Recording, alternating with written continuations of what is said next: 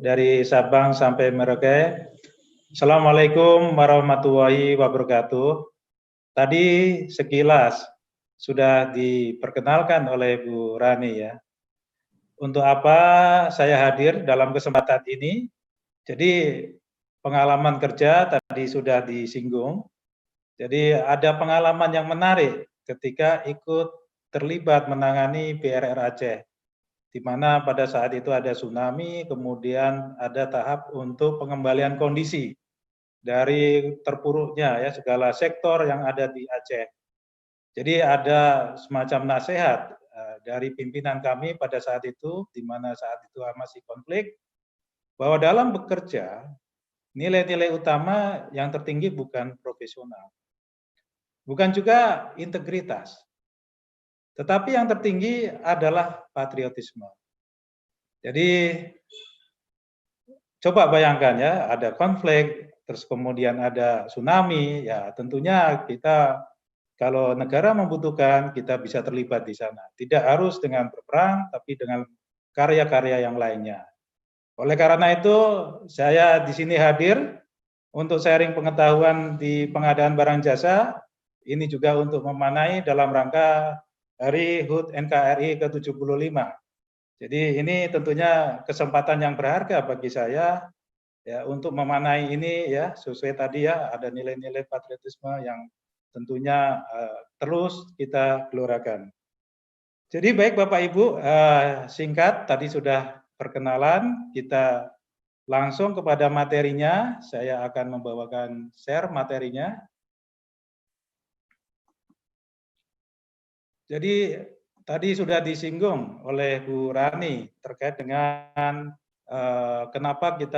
kenapa saya membuat judul ya SDM unggul melalui pembelajaran modern, terpadu, terkini, dan berkelanjutan ya.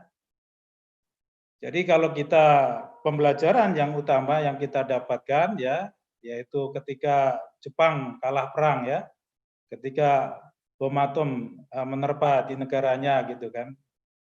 Kaisar Hirohito menanyakan ya kepada para jenderalnya itu berapa guru yang selamat. Jadi bukan tanya yang lainnya, tanya berapa guru yang selamat. Ya, karena dia akan mengejar ketertinggalan ya. Akhirnya ya, dengan bekal itu pendidikannya kemudian lebih fokus ditekankan. Dalam kurun waktu 20 tahun Jepang sudah mengalami kemajuan ya, sudah menjadi negara maju. Nah, ini menjadi pembelajaran bahwa SDM, pendidikan ini berpengaruh terhadap keunggulan bangsa. Nah, di sini saya singgung ya cara-cara pembelajaran yang modern yang kita harapkan. Jadi tentunya cara-cara yang sekarang dilakukan itu lebih banyak kepada nantinya ke learning development, ke collaborative learning yang kita harapkan. Supaya apa? Supaya cepat kita mendapatkan pengetahuan, supaya cepat kita bergeser ke arah sesuai dengan kehendak zaman ya. Teknologi kita bisa adopt dengan yang lebih baik lagi. Jadi kira-kira itu. Nah, di sini kalau kita singgung ya, tadi oleh Bu Rani disinggung bahwa tahapan proses di pengadaan itu mengalami perubahan yang cukup signifikan, tergerus oleh perubahan teknologi tadi ya. Jadi proses maupun model bisnisnya akan berubah. Impact-nya apa? SDM yang ada tentunya harus bergeser keterampilannya. Jadi yang semula sifatnya administratif itu yang terjadi ketika tahun-tahun 90-an ke bawah ya.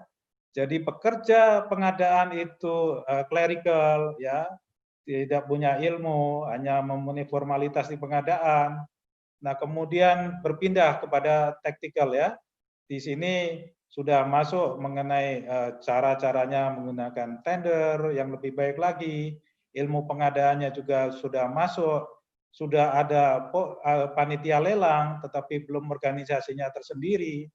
Nah, kemudian secara teknikal meningkat lagi ke strategik. Jadi sudah menggunakan seperti e-katalog, ya, konsolidasi pengadaan sudah dilakukan, toko daring sudah ada, sehingga bergeser ya, jumlah karyawan yang bekerja secara rutin berpindah kepada yang strategik. Bayangkan kalau misalkan ada pengadaan paket mobil ya, tidak ada e-katalog seperti sekarang ini. Berapa jumlah paket untuk pengadaan mobil? Ya. Belum lagi pengadaan obat. Ya. Berapa jumlah kebutuhan paket-paket untuk pengadaan obat dan sebagainya. Tapi karena dengan konsolidasi, semua itu bisa dilakukan dengan satu paket. Berapa efisiensi yang harus dihitung di sana? Kemudian tentunya SDM-nya juga harus bergeser.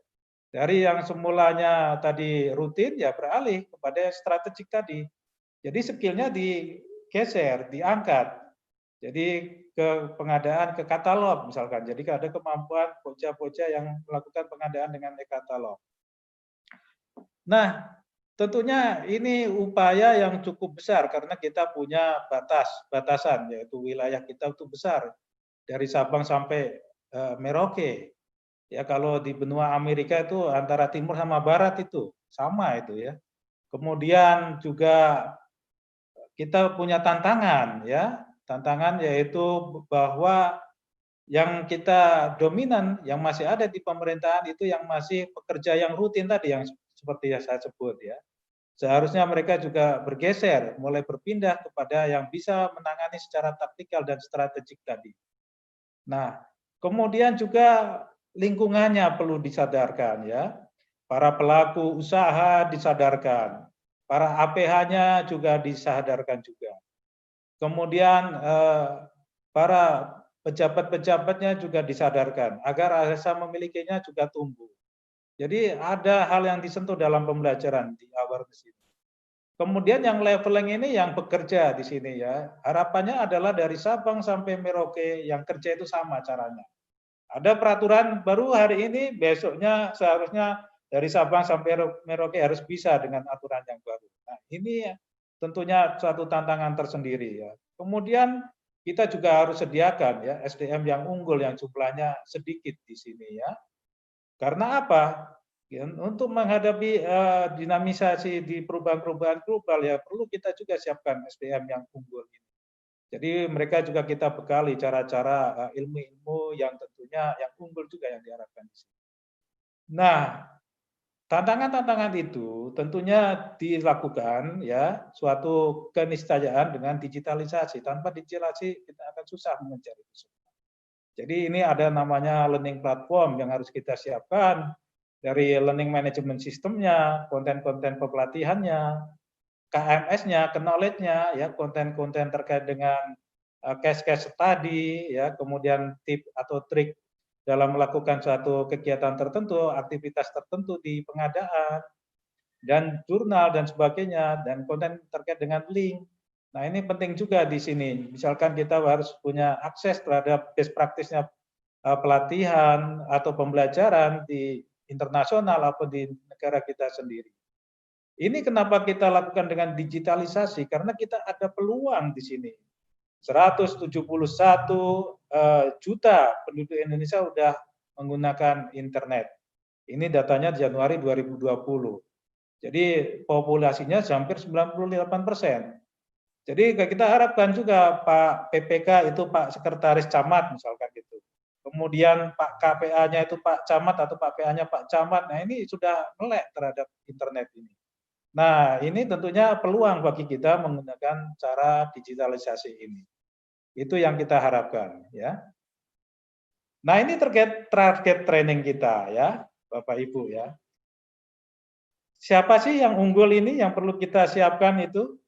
Mereka yang ada di C level. C level ini bahasa manajemen yaitu chief ya. Chief level misalkan ini yang terkait dengan pengadaan, CPO, Chief Procurement Officer.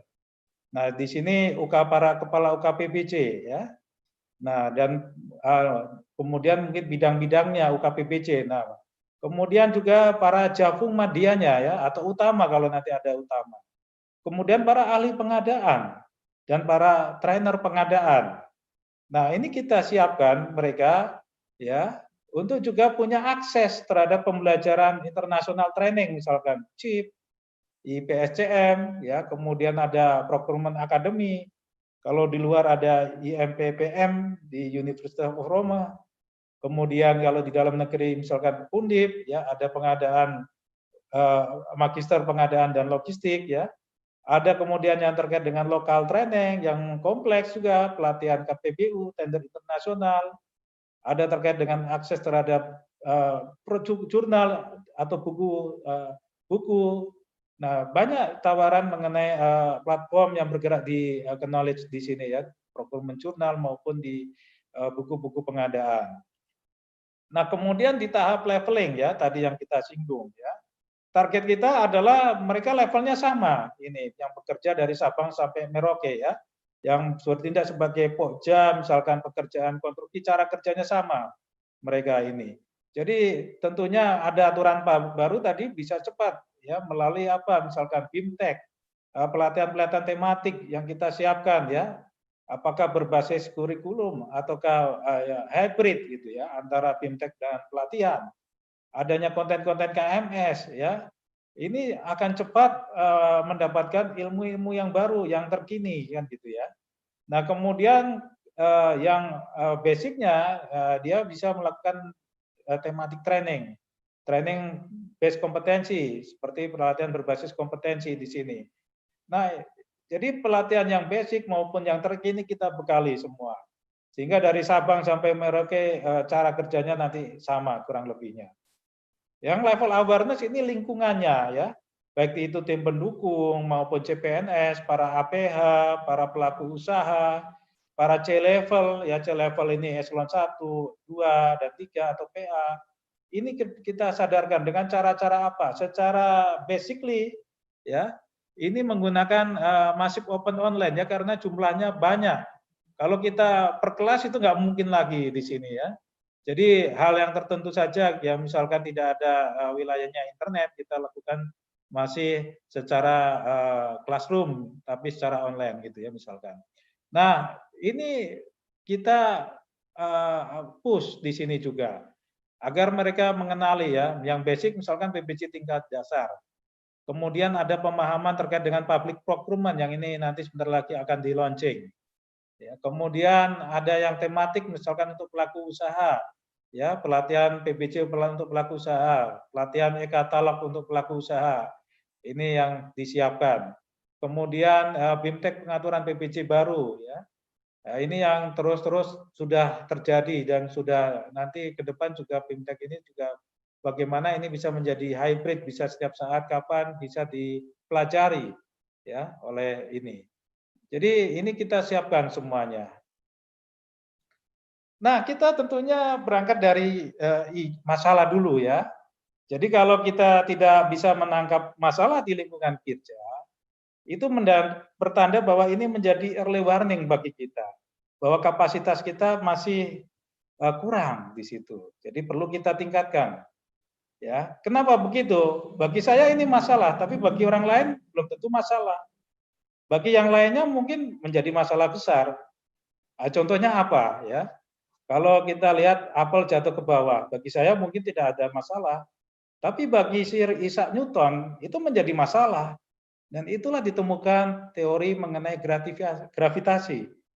Jadi tentunya kita harus bisa memahami dengan ini baik, ya, bukan untuk menyalahkan siapapun, ya. Jadi memang kita kalau di kondisi tidak bisa mendapatkan di tempat kerja ada masalah, berarti menjadi early warning bagi kita bahwa kapasitas kita perlu ditingkatkan. Bisa dengan berbagai cara, melalui pendidikan, melalui jejaring mengenai pergaulan yang sesuai dengan apa yang kita harapkan. Nah, itu yang saya tangkap bahwa masalahnya di sini adalah bahwa jumlah para SDM yang bekerja di PBC ini tidak merata, ya, kemampuannya dari Sabang sampai Merauke masih tidak merata juga. Ya, kecepatan menghadirkan ilmu-ilmu terkini juga tidak bisa segera dilakukan. Varian produk pembelajaran juga harapannya bisa terakses dalam satu pintu, sehingga mudah untuk diinformasikan kepada mereka juga belum kelihatan menjadi satu unit informasi. Nah, kemudian juga masalah yang terkait dengan awareness-nya, ya, para APA juga masih belum paham para pelaku usaha juga mungkin masih banyak juga yang belum paham. Nah, ini tentunya menjadi masalah. Nah, kita kembalikan dari masalah ini, kita cari solusinya. Ya, tentunya bergeraknya dari mana? Itu menjadi pertanyaan tersendiri. Ya, kita melihatnya bahwa di sini positioning kita yang harus kita lihat. Kita ini unit kecil, anggarannya terbatas, SDM-nya terbatas. Ya, bagaimana unit kecil ini bisa menggerakkan SDM yang besar tadi, kan begitu ya. Bagaimana juga unit kecil ini bisa menjangkau semakin luas, kan gitu. Jadi ini harus kita lihat di sini. Jadi inovasinya yang mana yang cocok ya? Ada berbagai teori mengenai inovasi. Jadi ada satu teori ya, inovasi paradok ini yang sering untuk mendapatkan keunggulan yang digunakan oleh berbagai bisnis lah, terutama. Ya, contohnya di sini adalah mobil semakin hemat energi, tetapi tenaga semakin meningkat. Itu sudah kejadian, ya. Yang lalu-lalu dari cc-nya dikecilin, hemat energi, powernya sama, kira-kira gitu ya. Mobil-mobil yang ada sekarang. Kemudian ada yang yang sifatnya radikal. Nah, itu menggunakan tenaga listrik, ya kan? Di sana hemat BBM, ya kan? Tetapi powernya malah meningkat, ya kan? Pemeliharaannya juga mudah, harganya juga murah gitu ya. Nah, ini suatu yang paradoks sekali gitu ya, dibanding yang tadi ya. Nah, tentunya cara-cara seperti ini yang mungkin menjadi referensi kita untuk memetaforakan, ya, mensimbolkan supaya apa? Kita gamblang untuk mengetahui positioning kita. Supaya apa? Supaya kita dalam merumuskan strateginya, ya, di dalam rencana-rencana aksinya itu bisa konsisten kita laksanakan, kita implementasinya. Karena cara melihat simbol-simbolnya bisa kita pahami dengan baik di sini. Nah, ini organisasi besar, tetapi bagaimana kecil bergerak? Ini suatu paradok yang kita harap. Ini yang terjadi ya. Ini sesuatu yang tidak mungkin ya. Biasanya organisasi besar itu berat untuk bergerak atau lambat untuk bergerak ya, tetapi ini kita challenge di sini, bagaimana kita organisasi besar ini tetapi gesit bergerak ya, bagaimana SDM dari Sabang sampai Merauke ketika ada ilmu baru cepat ya, dalam seminggu ilmu baru itu sudah tuntas dari Sabang sampai Merauke diketahui oleh SDM kita. Nah, ini perlu upaya ya, diantaranya ya tadi ya action-nya itu kira-kira digitalisasi pembelajaran yang ini kita lakukan ya. Jadi kita lakukan dengan cara masif tadi, masif open online course, e-learning ya, kita jejaringnya kita perkuat untuk pembelajaran secara masif kita bisa lakukan juga. Terus yang kedua adalah kolaborasi ke knowledge content. Ini diantara suatu cara ya, strateginya. Jadi konten-konten pembelajaran itu tidak mampu kita tangani sendiri, ya. Jadi bagaimana caranya? Ya kita nggak perlu memaksa kan gitu kan, mana-mana yang baik di tempat yang lain, ya kita bisa bangun kemitraan. Kita bangun akses. Tadi kita singgung collaborative learning yang sudah dipraktikkan di dunia internasional. Jadi ada akses saling untuk terhubung kan gitu ya, sehingga konten-konten tadi itu kalau pintunya masuknya sudah tahu gitu ya, sehingga mereka peserta ya atau peminat untuk melakukan pembelajaran ini mudah untuk mengetahui ya. Ya sama seperti portal pengadaan lah yang kita harapkan gitu ya. Satu pintu pengumuman di pengadaan. Kemudian peningkatan jejaring pelatihan. Jadi akses dan konten-konten pembelajaran tadi sudah kita lakukan ya, jejaringnya baik untuk di dalam negeri, di luar kita juga akan tambah. Ya, supaya tadi ya gesit bergerak menyesuaikan dinamika yang ada ya. Jejaring juga dengan BPSDM yang menyediakan konten-konten yang sesuai dengan pengadaan, yang beririsan dengan pengadaan. Nah, itu kita harapkan juga bisa diwujudkan juga. Kemudian yang kedua ya, paradok yang kedua yaitu unit kita kecil, tetapi jangkauannya kita harapkan luas. Biasanya unit kecil itu jangkauannya ya terbatas gitu ya, kira-kira Jakarta gitu.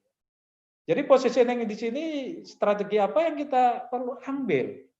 Yaitu kita bisa menjadikan kita ini sebagai enabler ya. Kita sudah punya, ini ada 89 LPP PPC ya.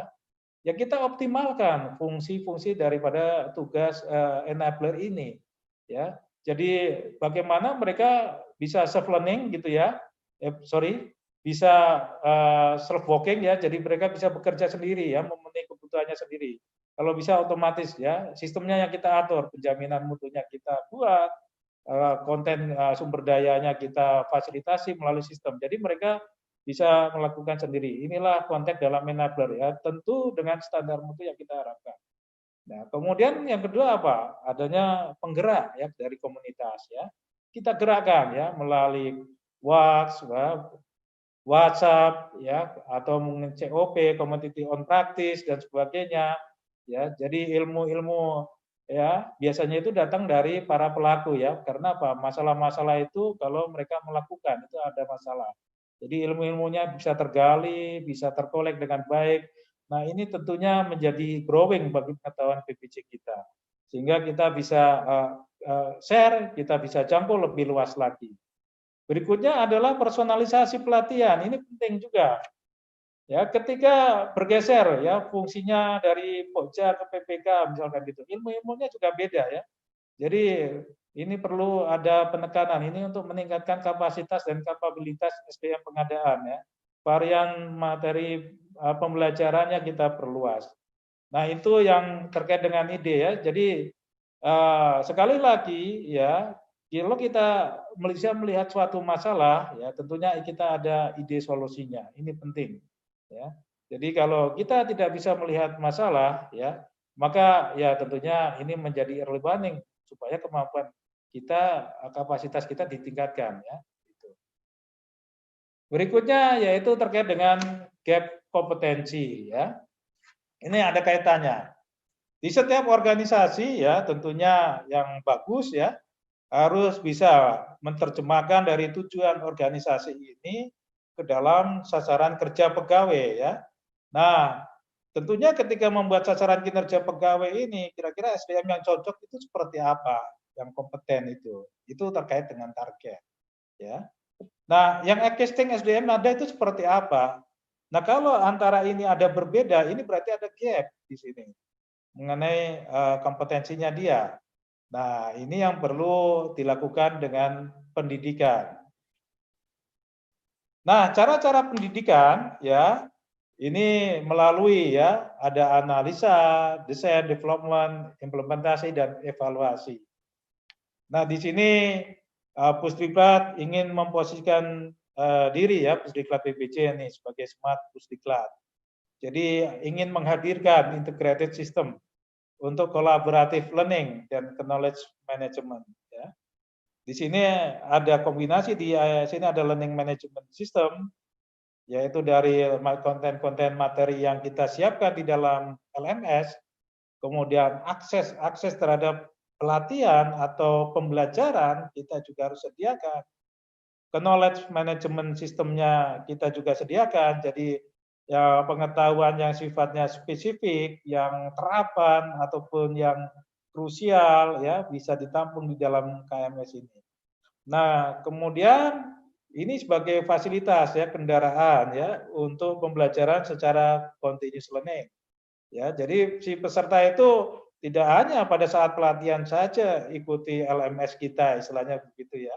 Ketika kembali bekerja ya, ketika dia butuh ilmu-ilmu tertentu, silakan tengok KMS-nya, silakan tengok learning-learning yang disediakan untuk soft learning-nya, ya, soft training-nya silakan ditengok di sana. Nah, ini yang kita harapkan ada terjadi di sana. Nah, berikutnya adalah suatu journey ya dari Pusdiklat PPC. Jadi journey-nya adalah kita bergeser ya dari training development kepada learning development yang kita bangun ya. Karena apa? Tadi ya dunianya sudah berubah sekali ya. Sudah digitalisasi, terus ada yang menyatakan ini adalah blessing in disguise ya, rahmat tersembunyi adanya pandemi ini. Ada yang menyatakan begitu ya, karena yang eh, kondisi biasa kita tidak work from home gitu kan, sekarang dipaksa untuk work from home misalkan seperti itu. Kalau nggak salah beberapa kementerian ya yang menyediakan bagi karyawannya yang unggul untuk work from home ya. Tetapi dengan pandemik ini, udah kejadian, ya kan gitu ya.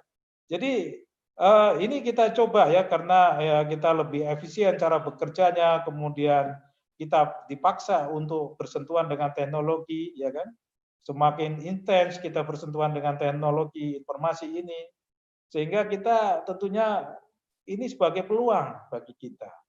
Kita harus rubah cara pembelajarannya. Dari mana? Dari training tadi, development pada learning development. Ya. Jadi kita sediakan konten-konten yang banyak di sini. Akses kepada konten-konten pelatihan juga kita perbanyak di sini. Kemudian kita bangun ke knowledge management sistemnya. Ya. Jadi cara-cara yang demikian itu yang dilakukan dalam pembelajaran modern ya. Di tempat lain juga sama ya. Hal ini juga terjadi. Nah, ini kebetulan kita sudah on the track gitu ya, kita melakukan perubahan-perubahan seperti ini. Nah, ini yang kita wacanakan ya. Jadi varian di pembelajaran atau pelatihan itu banyak ya. Orang yang dulu menganggap bahwa pelatihan di luar atau pelatihan jalanan itu tidak penting ya. Kenyataannya bahwa produksi dari post production itu mungkin bisa ngalahin kampus ya untuk dalam hal tertentu. Itu sudah terjadi kan. Itu kejadiannya dia di dunia IT barangkali itu yang banyak ya, karena mereka teknologinya juga cepat berkembangnya. Ya, jadi orang ya bukan hanya di kita ya di negara maju untuk sekolah apa namanya di kampus ya sudah mengalami berkurang ya, banyak dia lakukan terapan itu melalui dunia-dunia apa training-training yang terapan yang bagus di luar itu terjadi ya. Bergeser misalkan kepada homeschooling dan sebagainya itu adalah suatu fenomena ya karena mereka yang ingin jalur cepat ya ilmunya mereka sebagai talent yang unggul mereka caranya akan lebih baik seperti itu barangkali kan gitu tidak general melalui pendidikan yang formal ya pendidikan formal tetap penting tetapi tersedia jalur-jalur yang demikian jadi kita harus berkreasi di sini ya kita harus ini bisa melihat suatu fenomena yang seperti ini menjadi masalah bagi kita. Jadi di sini pelatihan yang ini kita kategorikan ya. Kalau ingin belajar yang pelatihan intinya, yang basic kompetensinya, ya ini tentunya melalui deep learning ya. Ini tetap ada ya, melalui on the job training dan sebagainya ya. Ini adalah dikali kemudian LMS, KMS dan web linknya juga untuk memperkaya pelatihan-pelatihan ini juga. Semi deep learning ya, pelatihan teknis berbasis kurikulum ya, seperti pelatihan PPJ Desa, pelatihan KPPU, pelatihan yang lainnya. Nah, ini tentunya apa namanya diselenggarakan. Nah, semuanya ini sudah dalam kondisi full e-learning ya. Ya, ini suatu hikmah ya tersembunyi tadi ya. Ya kita dipaksa untuk bekerja apa dengan cara-cara yang baru. Nah, kemudian ini yang menjadi wacana, ini yang banyak terjadi ya di apa di luar ya.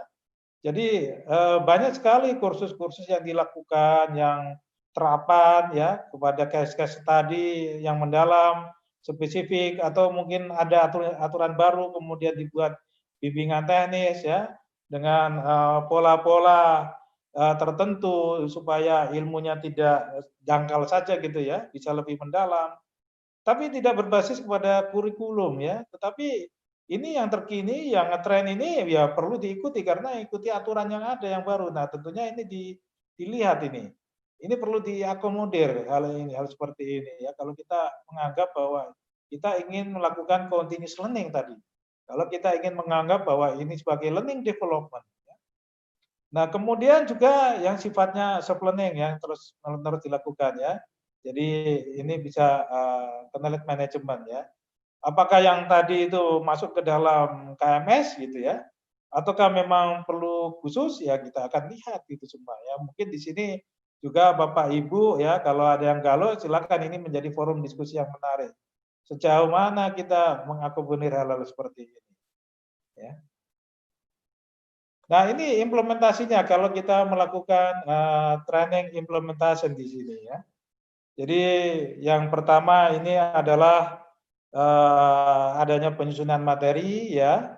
Penyusunan materi ini sudah melibatkan digital learning ya.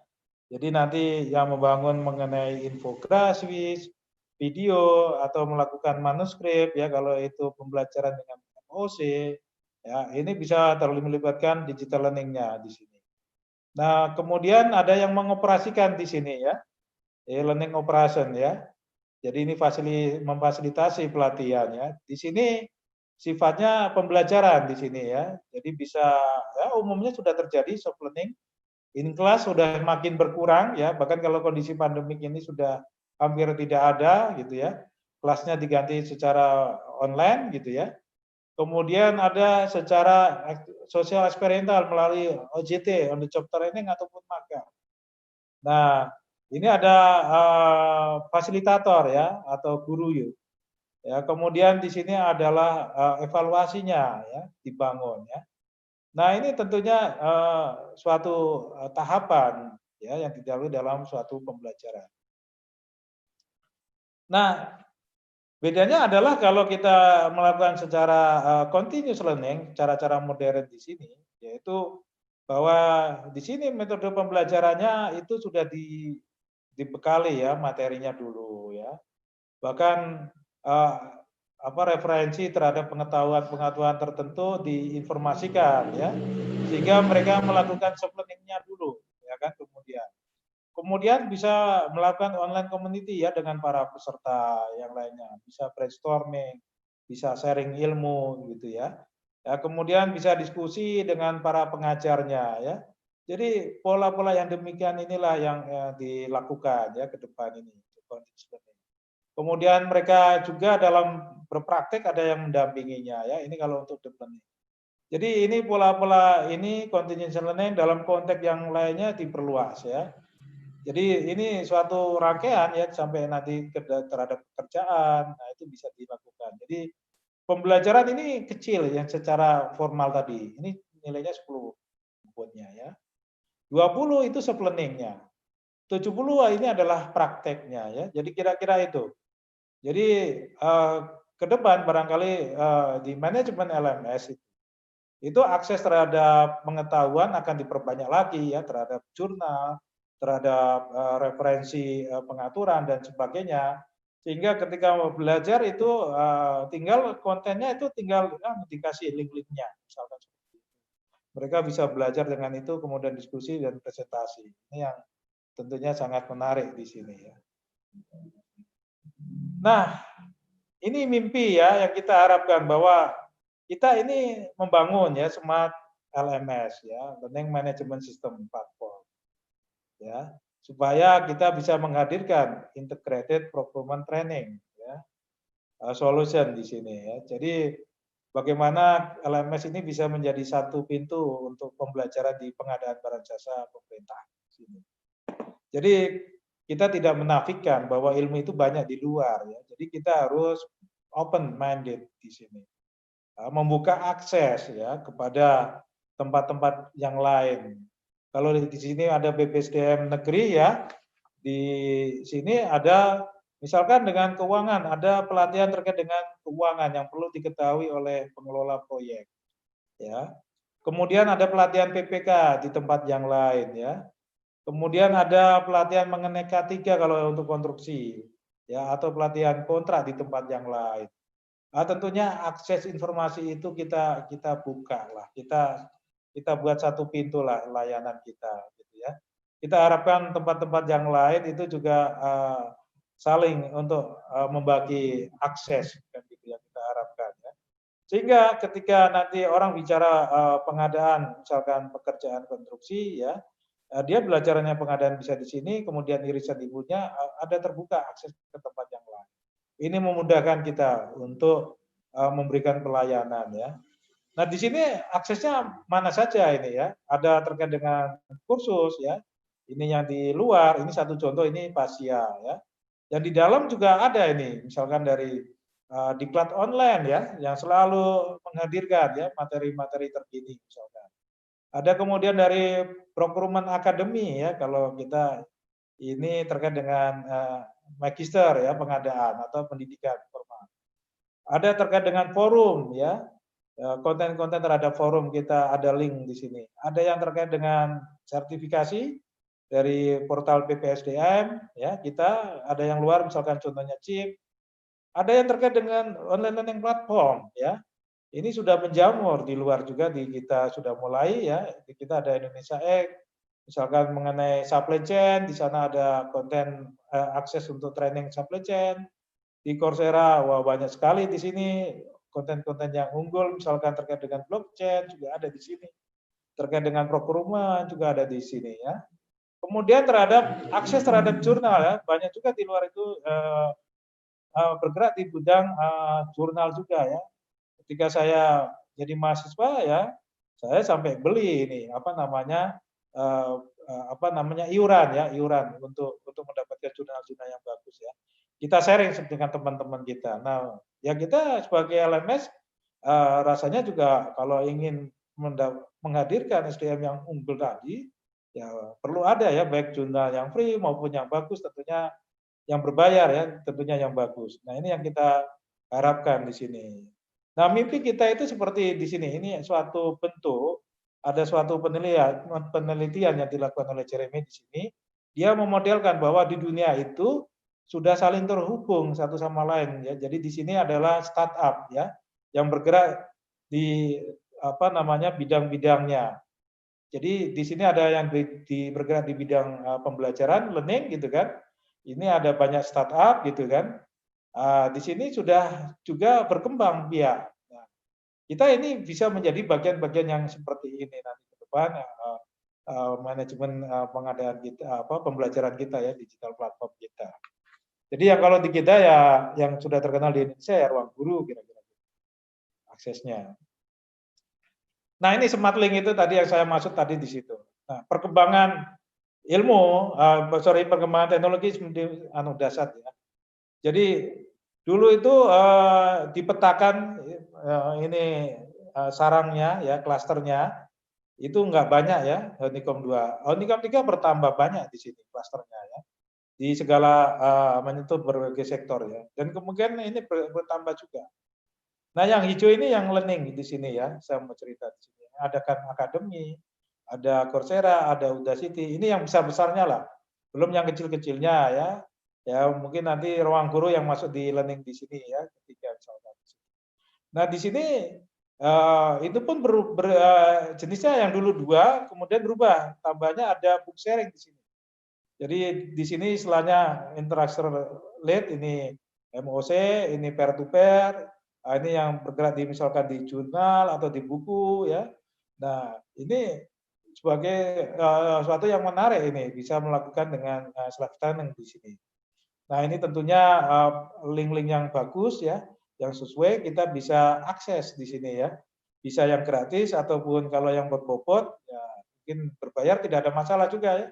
Karena kita kadang belajar ke luar negeri, studi banding dan sebagainya, kita juga mengeluarkan ongkos yang banyak untuk itu. Jadi tidak ada salahnya kalau kita mempunyai ya misalkan dengan chip ya, itu kalau dianggap bagus ya pelatihan itu bisa ada akses di tempat kita. Nah, kemudian mengenai teknologi ya di pembelajaran ini banyak jenisnya ya. Nah, di sini ya dulu dari e-materi dulu ya kan. Materi PPT buku informasi yang bisa di-download dan sebagainya. Kemudian ke dalam video learning ya. Nah, kemudian kalau yang masih ada tatap muka online ada video konferensi di sini. Nah, kemudian ada chat community ya, online community dibangun. Kemudian kalau pengelolaan pengetahuan ini bisa dengan mobile learning di sini. Ya. Ya, kemudian ini kalau kita melakukan pelatihan secara e-learning ya. Ya, kemudian ini kalau suatu bentuknya gamification, yaitu suatu cerita gitu ya, ya komik misalkan gitu ya, tapi dalam bentuk yang online gitu ya, ini kita juga bisa bangun di sini ya. Kemudian bisa juga lebih maju, lebih ini ya, ada virtual online, ada virtual reality ya, tapi itu untuk yang sifatnya terampil ya, untuk hal yang tertentu. Jadi terkait dengan hal ini kita bisa bangun di konten-konten materi yang sesuai dengan jenis-jenis pembelajaran yang ada di sini. Ya, ini jenis-jenis pembelajaran yang modern. Nah, ini yang kita singgung ya di sini bahwa untuk kita bisa jangkauannya juga banyak dan luas ya, bahwa juga supaya gesit bergerak ya. Personalisasi pelatihan itu juga penting di sini dilakukan. Ini satu ilustrasi saya ambil contoh ketika dari Pokja misalkan, Pokja konstruksi berpindah menjadi PPK konstruksi ya. Dia tentunya hierarki ya, istilahnya semakin senior nanti ditaruhnya misalkan jadi PPK. Nah, cara pembelajarannya bisa melalui media digitalnya seperti ini ya. Nah, materinya ini berbeda dengan yang dulu saat di Pokja. Kalau di Pokja itu terkait dengan materi-materi Pokja ya, tapi ketika diharapkan menjadi PPK konstruksi, ya dia juga harus ngerti mengenai kontrak konstruksi itu apa, manajemen proyeknya seperti apa, K3 konstruksinya seperti apa ya, peraturan-peraturan yang ada yang terkait dengan konstruksi, ya misalkan swaklo lah, keuangan, terkait dengan kontrak konstruksi, ya pelatihan terkini yang lainnya, ini bisa dilakukan secara mandiri, secara self-learning, harapannya seperti itu. Artinya apa di sini? Di sini LMS-nya paling tidak menyediakan hal-hal seperti ini juga, ya. Atau kalau nggak sanggup ya berikan akses, ya. Berikan akses kepada pelatihan-pelatihan yang lain yang ada materi-materi bagus, ya kan? Dikasih akses ke sini ya. Supaya dengan begitu ketika ada peserta yang ingin belajar, tahu informasinya ini ada satu pintu seperti ini, mereka dengan mudah melakukan pembelajaran itu. Ya, supaya apa? SDM-nya supaya capable, kapasitasnya sama kan gitu ya. Seperti yang diharapkan. Jadi kalau hal-hal seperti ini kita bangun bisa seperti ini ya, bisa self trainingnya semakin diperbanyak ya, learning development-nya semakin ada di sini. Nah, tentunya ini akan bagus ya. Jadi Sabang sampai Merauke geraknya bisa, harapannya bisa sama nanti ya. Jadi kalau ada dikasih SK, ada rotasi ya, ketika dipindahkan ke tempat profesi yang baru, mereka bisa cepat untuk belajar, ya, untuk mengenali ya. Nah, tentunya mereka yang sebelumnya sebenarnya basicnya udah punya, misalkan pendidikannya S1 teknik sipil misalkan, ya. Tetapi ilmu-ilmu terkini perlu mereka tahu kan. Nah, bagaimana konten ini supaya tertib ada gitu ya, bisa gampang diakses ya, kita sediakan itu. Jadi itu ya, baik untuk KMS-nya, baik untuk self training-nya maupun self learning-nya kita sediakan itu semua. Nah, itu yang kita harapkan ya. Berikutnya mengenai KMS ya. KMS ini penting ya. Jadi pengetahuan itu banyak ternyata kan, dan itu growing pengetahuan itu. Jadi di sini punya tujuan yaitu mengembangkan dan mengalirkan pengetahuan ya. Apalagi pengetahuan itu sifatnya penting dan krusial bagi keunggulan organisasi. Itu penting untuk perlu kita fasilitasi ya. Jadi jangan anggap bahwa kita itu tahu semuanya, jangan seperti itu. Bahwa adanya pengetahuan itu biasanya timbul dari masalah ya. Masalah itu ada karena mereka melakukan ya. Jadi para pelaku-pelaku itu, para praktisi itu ada di luar sana ya, kemudian mereka mendapatkan problem, kemudian mereka mencari solusi. Nah, kemudian itu kalau yang bagus bisa di-sharing kepada kita, kepada semuanya. Itu yang kita harapkan di situ ya. Di samping itu bisa juga nanti menangkap pengetahuan yang krusial ya. Bagi katakan kalau ini pembinaannya LKPP, bagi LKPP bisa mendapatkan hal seperti itu. Karena aliran budaya, aliran pengetahuan kita munculkan di sini. Nah, itu yang kita harapkan ya, di samping untuk melakukan leveling ya, dari Sabang sampai Merauke itu sama pengetahuannya, satu sisi bisa untuk didapatkan pengetahuan yang krusial yang menjadi keunggulan bagi organisasi dalam hal ini, bagi pengadaan barang jasa pemerintah. Itu yang kita harapkan. Nah, bagaimana ya konsepnya mengenai knowledge framework-nya di sini ya, kerangkanya. Tentunya ya ini bergerak dari strateginya ya, dan kemudian platformnya yang ada. Ya, kemudian di sini adalah ini sifat pengetahuannya. Ada yang sudah ada ya yang sudah eksplisit, ada yang masih embedded ya, dimiliki oleh seseorang, yaitu berupa taksid ya. Dan ini bagaimana yang berupa taksid itu dieksplor ya menjadi eksplisit tadi ya. Dan itu bisa jadi bersinggungan dengan eksplisit yang lainnya. Sehingga kenapa kemudian pengetahuan itu growing ya, berkembang terus. Nah, siapa yang melakukan ini? Ini para knowledge crew ya. Ini para community ya, COP, Community on Practice. Di sini bisa kelompok orang, bisa sendiri juga barangkali nanti kemudian brainstorming ya. Mereka bisa bergerak di bidang misalkan terkait dengan knowledge praktisi ya. Jadi mereka yang bergerak di praktisi ya, mereka dari masalah-masalah yang di lapangan ya, kemudian dicarikan solusinya. Atau yang bergerak di officer ya di kantor kita misalkan di pengadaan gitu kan ada tempat-tempat yang lainnya itu secara manajemen ya misalkan kemudian menjadi suatu keunggulan ya atau knowledge engineering kan itu. Jadi ada berbagai hal ya kita lihat di sini ya. Jadi kita buat bagaimana ini enabler ya. Ya diantaranya ya memberikan penghargaan ya bagi mereka yang melakukan sharing knowledge ya. Supaya apa? Ada perhatian, ada aware bagi mereka yang melakukan sharing budaya, sharing pengetahuan. Jadi bukan sombong, bukan arogan ya, jangan dianggap seperti itu. Ya di tempat lain juga udah budaya-budaya seperti itu terjadi. Kemudian ini menjadi kinerja organisasi, impact-nya itu yang kita harapkan. Nah, bagaimana pengetahuan itu terjadi di sini ya? Bagaimana kita mengenali pengetahuan ya? Jadi ini berupa suatu ruang ini si Jorna ini mencermatinya ini sebagai suatu ruang di sini.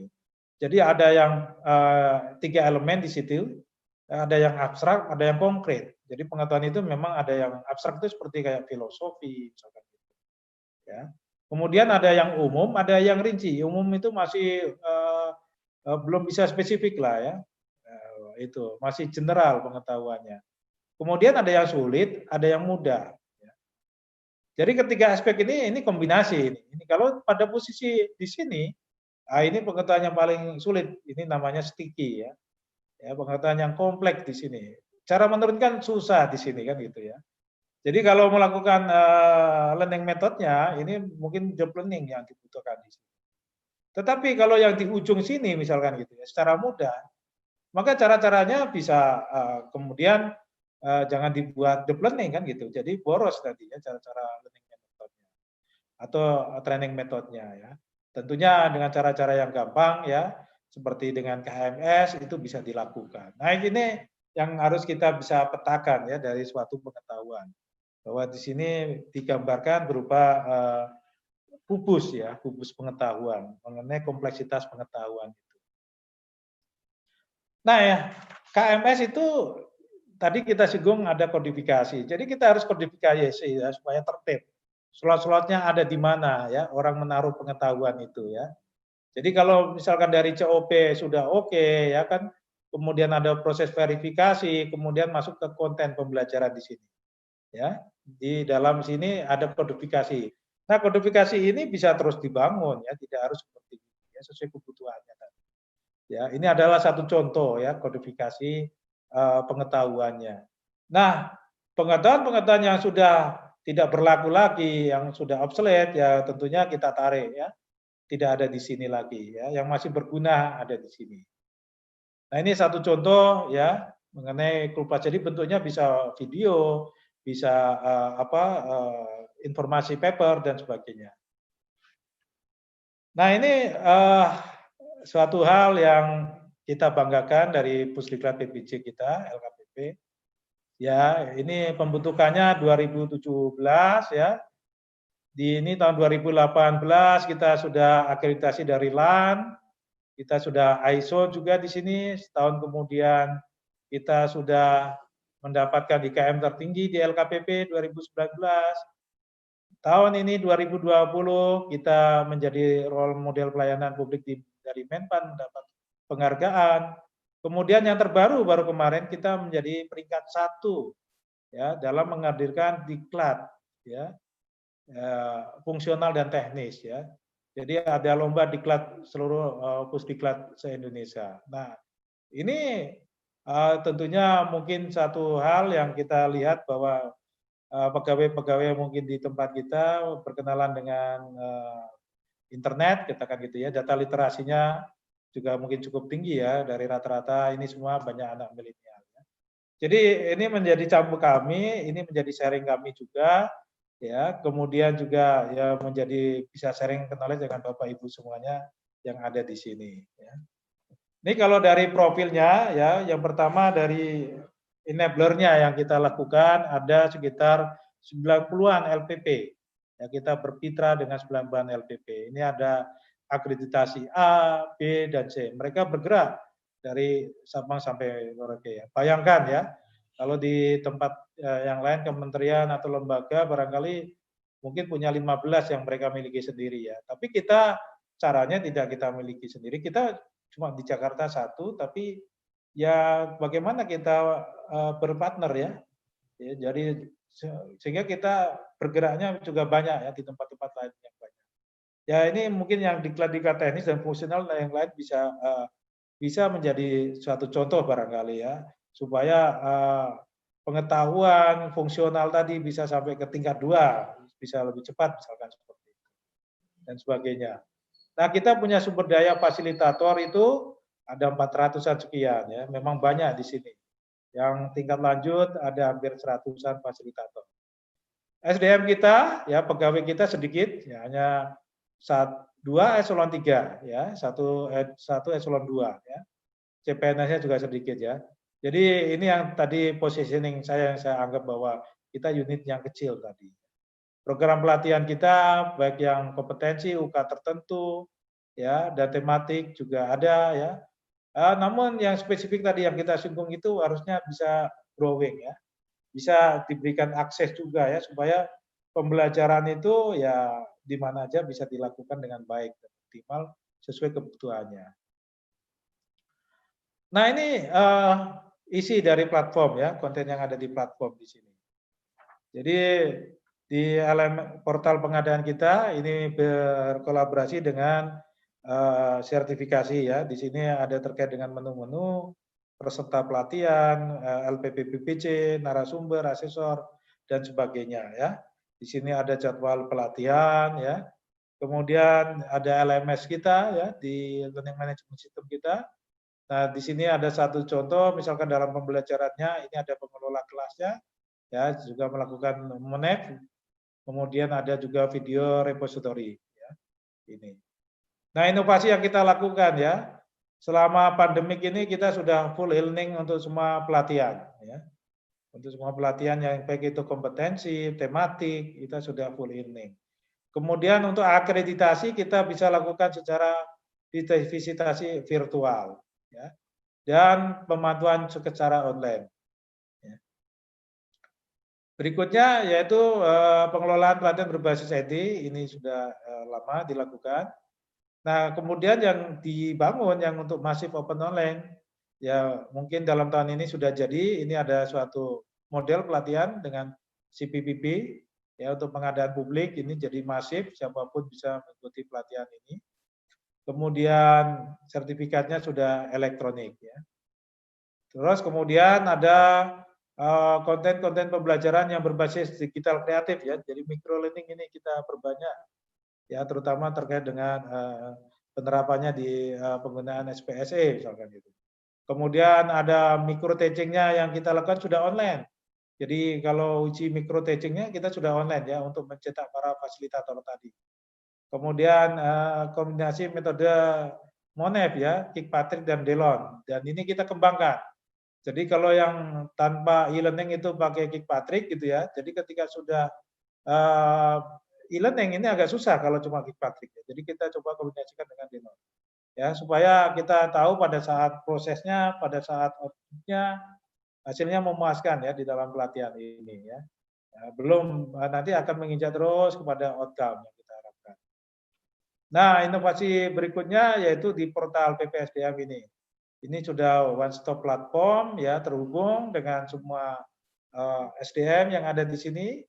ya, baik yang peserta maupun Jafung ya, untuk logbooknya segala macam sudah. Ini bank datanya, lembaga pelatihannya ada, integrasinya dengan BKN kita sedang bangun ya. Mudah-mudahan tahun ini terwujud sehingga datanya untuk ASN ya bisa terintegrasi yang melakukan pelatihan ya atau yang menjadi Jafung. Kemudian aplikasinya ya ini yang tadi kita singgung. Kemudian jadwal pelatihannya ya menampilkan jadwal pelatihan dari berbagai LPPBC ini yang kita harapkan, terus berita dan informasi terbaru ya. Nah, ini media komunikasi yang kita jalankan di sini.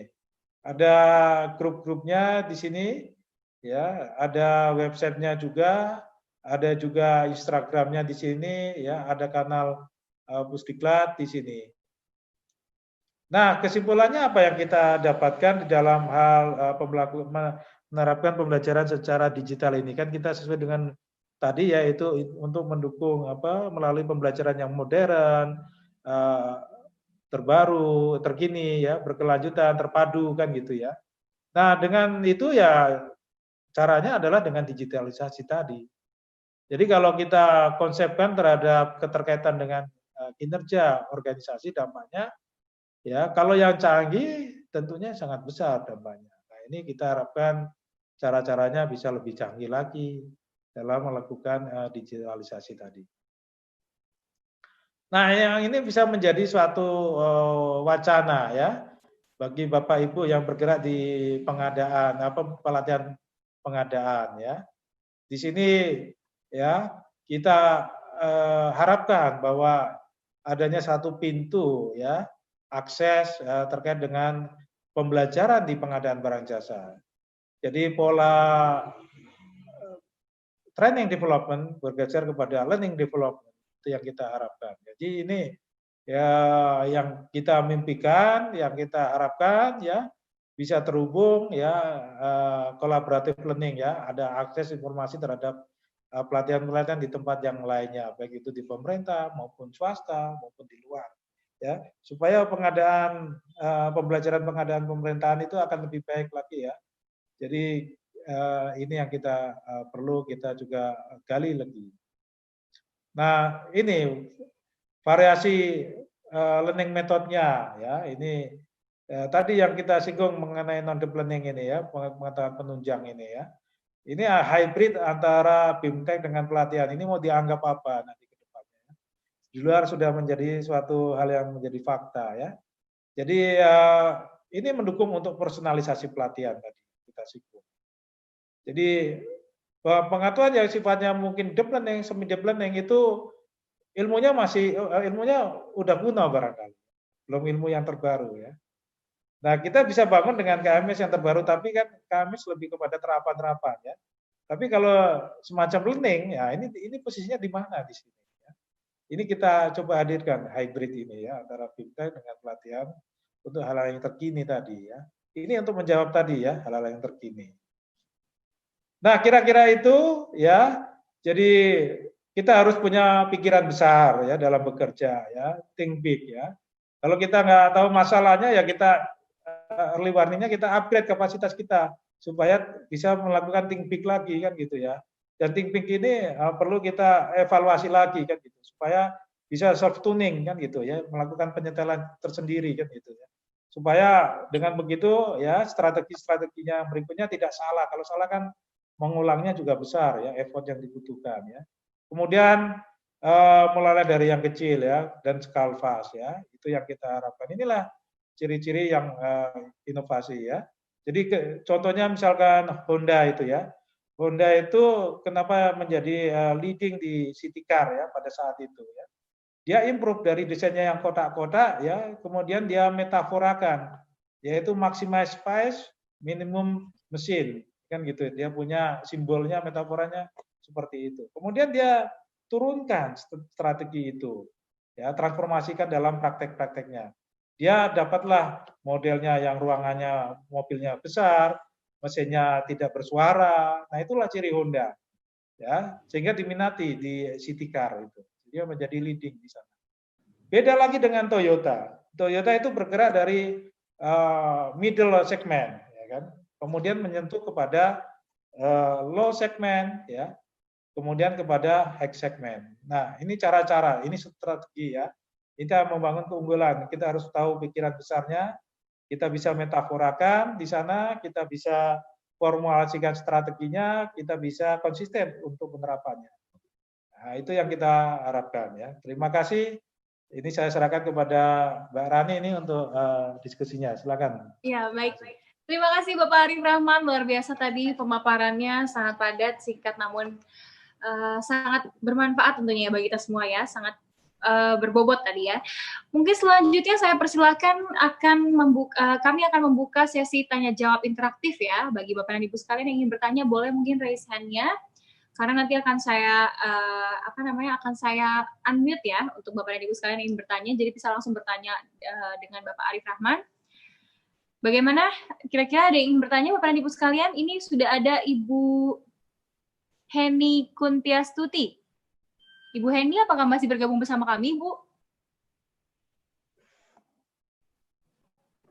Oke, sepertinya Ibu Heni sudah tidak bersama kita ya. Oke, mungkin kita menuju ke kolom Q&A. Bapak dan Ibu sekalian dapat bertanya juga melalui fitur Q&A. Jadi nanti pertanyaannya akan saya bacakan dan akan langsung saya berikan kepada Bapak Arif Rahman. Ini ada pertanyaan dari Agustina Rantesalu. Mohon pencerahannya Pak, persyaratan untuk menjadi trainer PBJ di LKPP. Saya dari BPSDM, waduh ini teknis sekali ya.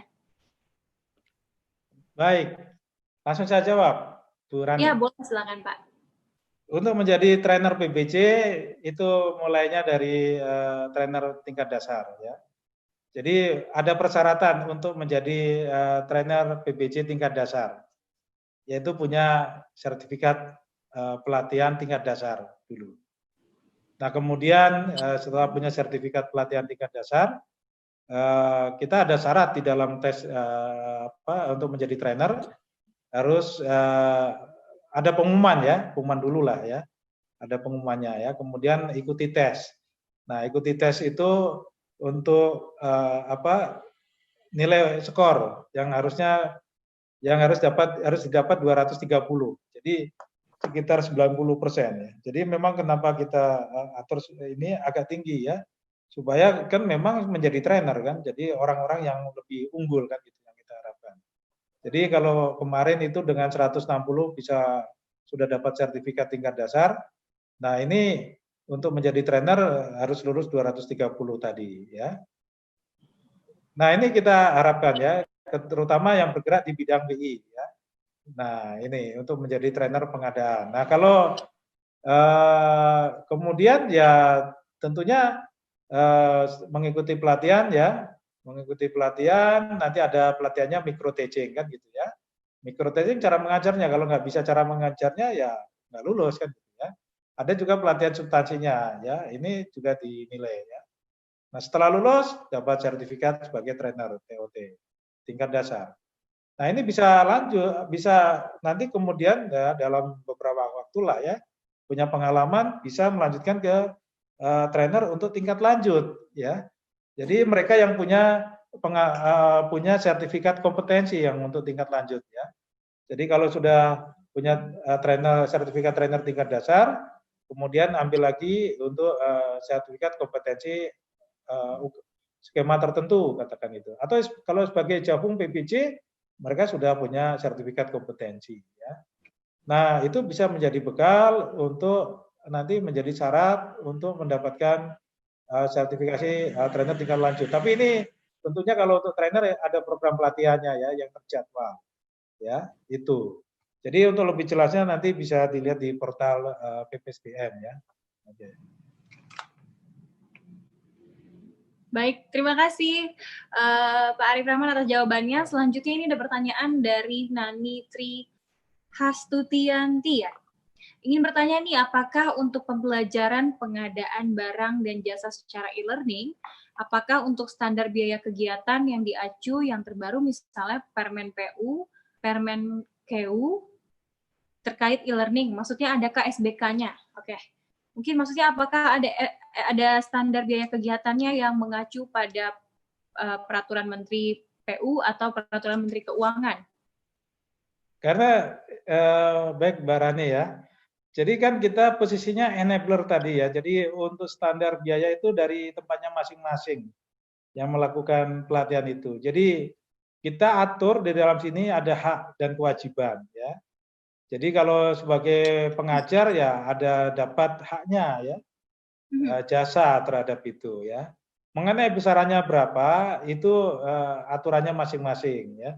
Jadi kita tidak mengatur kepada apa standar biaya tertentu, belum ya, belum mengatur standar biaya tertentu ya. Karena beda-beda ya, karena kita membina itu LPP pemerintah dan swasta. Jadi yang swasta beda apa namanya biayanya dengan yang pemerintah juga, ya kan? Sehingga kita kalau kita membuat standar ya memang pasarnya berbeda, agak kesusahan di sana ya. Jadi kita tidak mengatur hal yang seperti itu. Terima kasih. Oke, baik Pak Arief, terima kasih. Selanjutnya ini sudah ada yang ingin bertanya Bapak Muhammad Ridwan, apakah masih bergabung bersama kami Bapak? Bapak Muhammad Ridwan.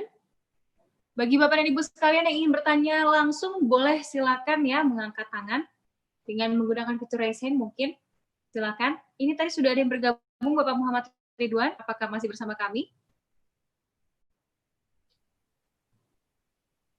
Ini ada lagi nih yang bertanya nih, Pak Arief, apakah kami dari luar LKPP bisa ikut pelatihan untuk trainer PBJ? Dari luar LKPP bisa. Kan kenyataannya tadi bahwa apa trainernya itu banyak dari luar ya. Tadi memang angkanya nggak saya sebut yang dari luar ya. Jadi kalau pegawai LKPP ya ya nggak banyak mungkin. Jadi yang banyak dari luar. Jadi hampir 300-an apa 250 itu dari luar LKPP. Itu ya. Gitu. Ya menjawab ya. Jadi kan kita memposisikan enabler tadi ya. Oke, Pak Arief, terima kasih. Ini selanjutnya ada pertanyaan yang cukup panjang di kolom Q&A. Mungkin apabila Pak Arief ingin membacanya sendiri juga boleh. Saya akan bacakan pertanyaan dari Idewa Made Pranata Wiyana. Selamat siang menjelang sore Pak Arief. Saya Nata pemula dalam PBJ dan ingin bertanya tadi, dijelaskan training kategori tahapan awareness terkait pelatihan-pelatihan mengenai PBJP. Saya tertarik untuk mendalami PBJ. Kebetulan lulus seleksi kompetensi dasar dan butuh pelatihan agar dapat lulus seleksi kompetensi bidang pengelolaan PBJ dan berharap dapat menjadi CPNS. Materi apa Pak yang butuh dipelajari? Apakah cukup belajar PBJ tingkat dasar, Perpres 16 tahun 2018, dan aturan turunan LKPP atau ada materi lainnya Pak? Di mana saya dapat melakukan pembelajaran LMS dan metode yang cocok untuk faktor sukses menghadapi soal-soal SKB PBJ ini mengingat materinya begitu luas. Bagaimana Pak? Petunjuknya nih. Kalau untuk kompetensi ya yang ini banyak kita lakukan di kita sendiri. Di tempat LPP yang lainnya masih jarang gitu ya. Jadi kalau untuk kompetensi ini memang bekalnya bagi para jafung pengadaan ya. Tetapi ada juga ya kalau ingin belajar secara apa dari misalkan masih bukan PNS ya mau belajar ada juga. Jadi kompetensi itu ada yang SKKNI, ada SKJ skema kompetensinya. Jadi kalau yang untuk dunia apa secara globalnya itu pakai SKKNI tadi. Untuk yang pemerintah ini khusus yaitu SKJ. Silakan Bapak Ibu, ada lembaga-lembaga pelatihan pengadaan barang jasa yang menyelenggarakan kursus-kursus mengenai skema kompetensi tadi ya. Skema kompetensi berbasis kompetensi tadi ya. Apakah itu SKKNI ya kan? Kalau yang SKJ mungkin belum banyak ya. Yang SKJ ini mungkin yang sudah beberapa kali dilakukan. Silakan ya diakses itu ya seperti kadang dari LPKN ya menyelenggarakan hal yang seperti itu ya. Oke, terima kasih Pak Arief. Tempat belajar ya itu akses informasi. Ya. Oke, baik. Selanjutnya ada dari Bapak Muhammad Ridwan. Mungkin boleh silakan Pak pertanyaannya.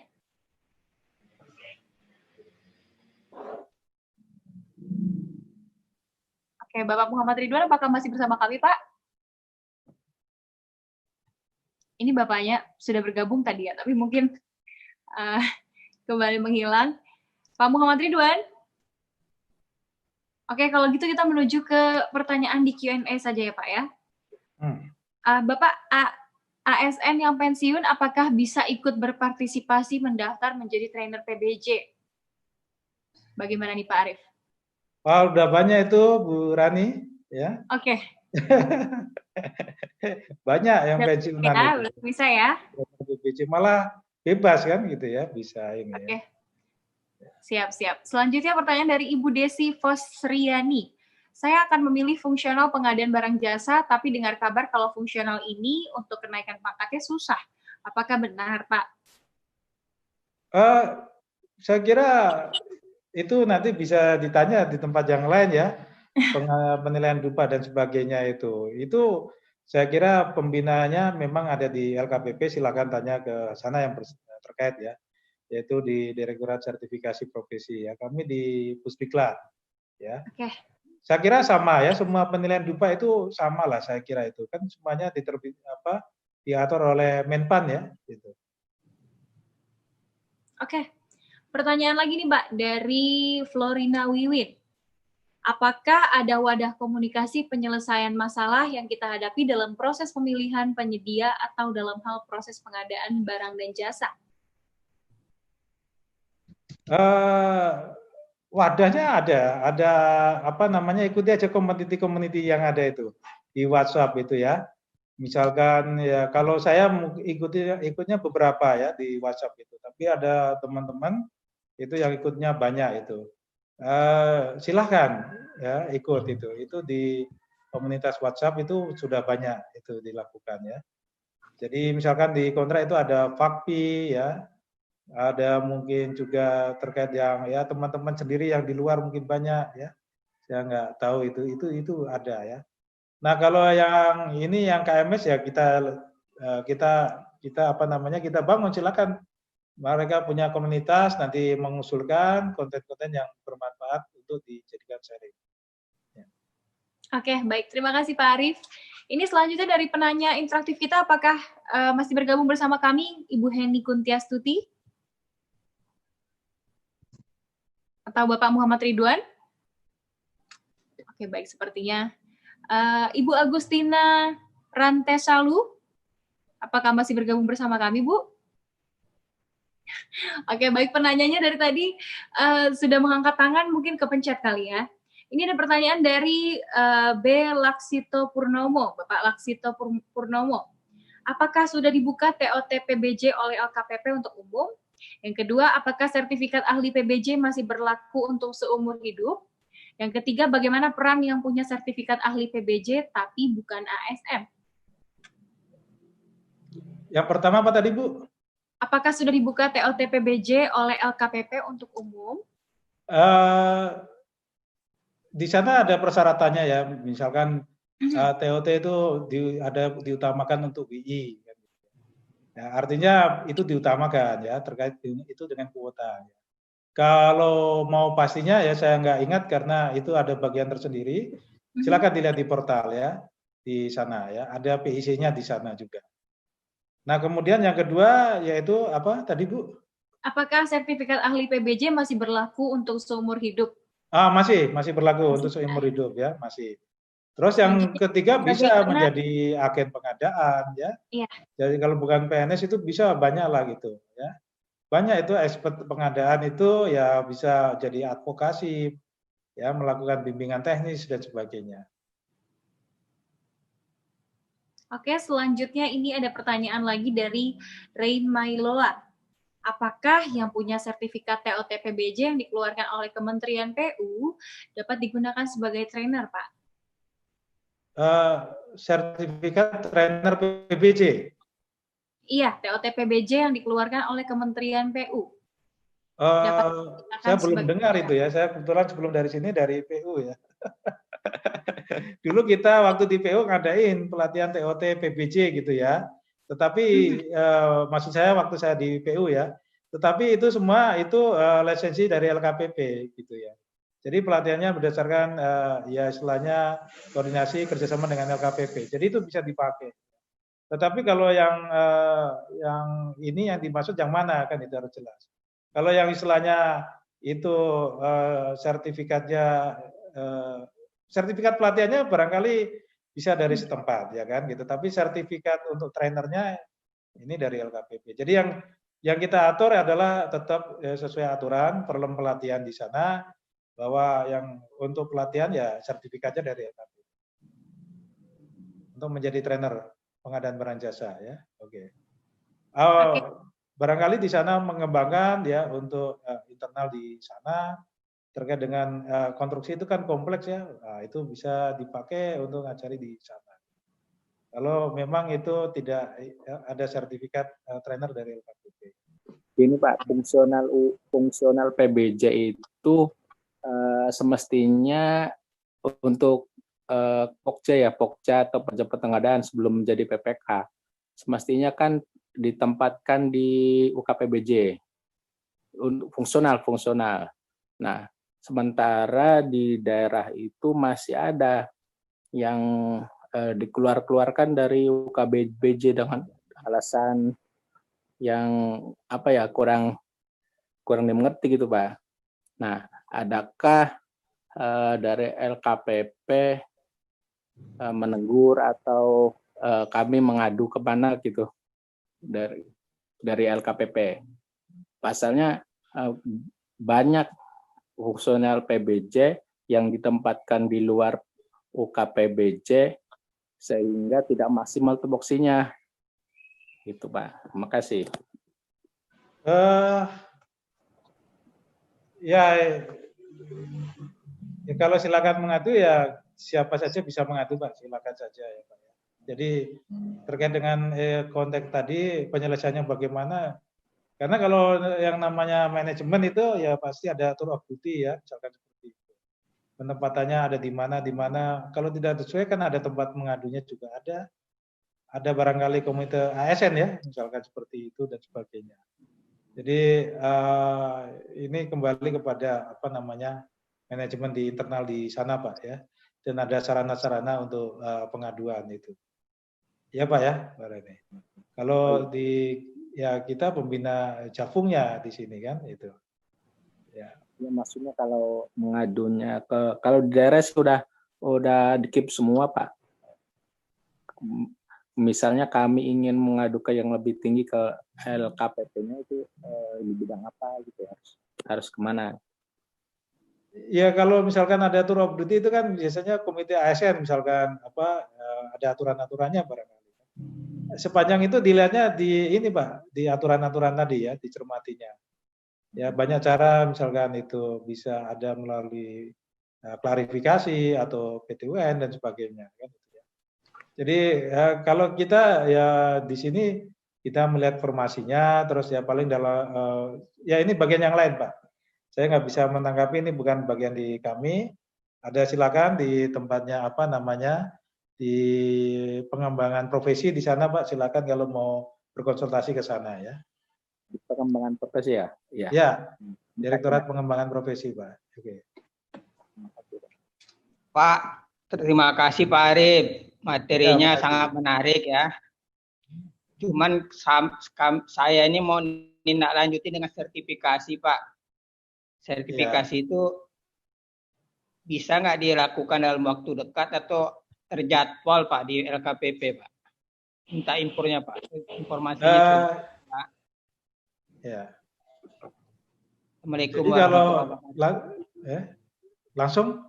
Ya, boleh Pak. Jadi ini Pak ya, sertifikasi ini bagian yang lain, ada Direktorat Sertifikasi Profesi. Ya bisa disampaikan ke sana atau nanti kami sampaikan Pak ya. Jadi ada aturan-aturannya Pak di sana kira-kira itu Pak. Mudah-mudahan cepat. Dalam jangka waktu dekat ada Pak ya? Saya kurang tahu mengenai penjadwalan sertifikasinya. Di dalam portal PPSDM juga bisa dilihat Pak. Iya, di sana ada person in charge-nya gitu ya, bisa dikomunikasikan Pak. Oke. Makasih Pak. Assalamualaikum. Oke, baik. Ya, waalaikumsalam Pak. Oke, baik. Terima kasih Bapak Indra Kurnia. Dan sepertinya kita menuju ke akhir sesi kita hari ini. Mungkin Pak Indra Pak Indra. Pak Arif Rahman ada sedikit closing statement, Pak?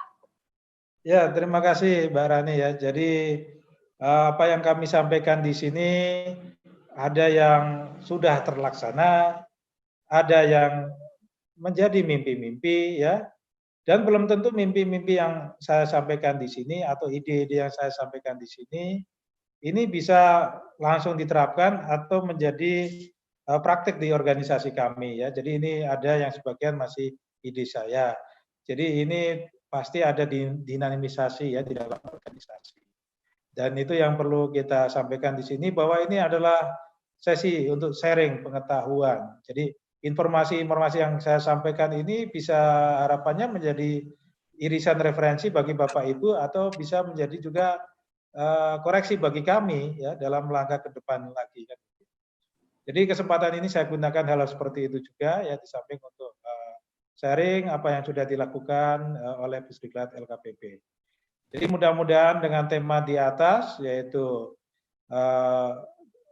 membuat SDM unggul melalui pembelajaran yang modern, terpadu, terkini, berkelanjutan sudah terjawab ya dalam materi-materi tadi.